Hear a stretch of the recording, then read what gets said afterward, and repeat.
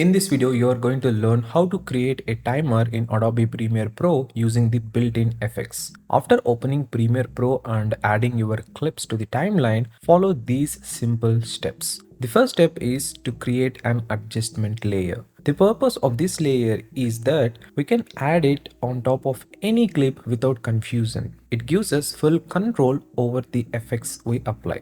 After creating the adjustment layer, drag and drop it onto the top of your clip. You won't see anything yet, and that's completely okay. Now go to the effects panel and search for the time code. Drag and drop this effect onto the adjustment layer. You will see a timer appear, but you will notice it's not starting at 0.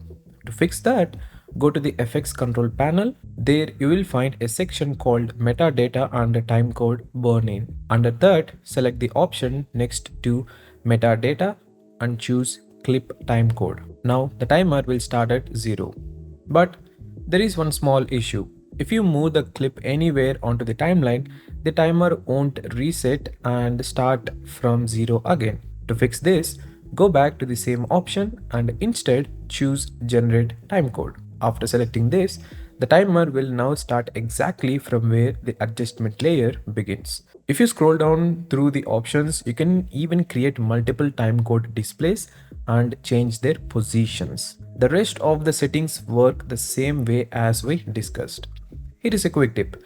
If you want to display only minutes and seconds, you can use the crop effect to remove the unwanted sections of the timer. However, keep in mind, there is no built-in option to change the background color of this timer. And if you want to reverse the time code, you can't directly do that on the adjustment layer. But here is a workaround.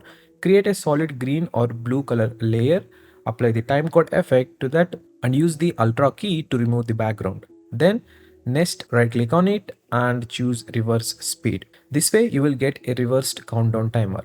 That's it guys. This is how you can create a countdown timer in Adobe Premiere Pro easily using built-in tools.